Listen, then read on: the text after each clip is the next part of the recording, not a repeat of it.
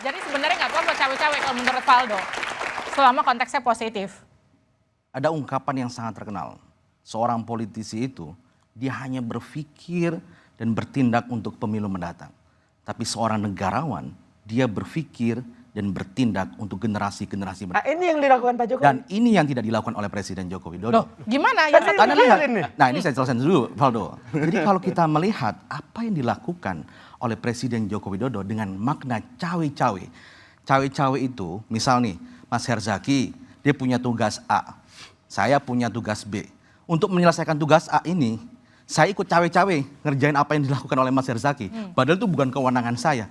Itulah makna cawe-cawe. Mau dibuka dengan bahasa apapun, Bang, itu makna cawe-cawe. Dan inilah yang kemudian menjadi poin penting.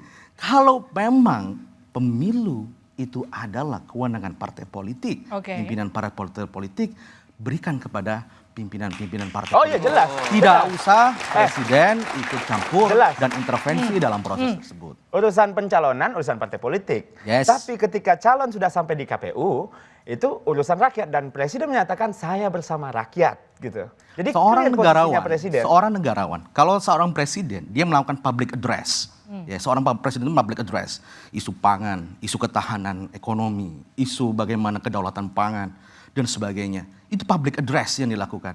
Bukan masalah ini yang berambut putih atau berambut hitam. Ini siapa yang akan didukung dan sebagainya. Lupa, itu tidak begitu. Presiden dia harus berpikir tentang kemaslahatan rakyat. Itu namanya statesman, seorang negarawan. Dan inilah yang harus kita harapkan. Kita harus bersama-sama. Valdo seorang aktivis yang pro dengan demokrasi. Saya yakin hatinya masih pro dengan demokrasi. Kita harus jaga-jaga sama-sama Valdo. Makin yakin nih, nah disinilah kita harus jaga. Demokrasi on the track. Kita harus wariskan legacy. Kita ingin Presiden Joko Widodo memberikan legacy yang luar biasa buat generasi mendatang dengan tidak melakukan cawe-cawe. Dengan tidak melakukan cawe-cawe, Mas Bima, gimana tuh Mas Bima?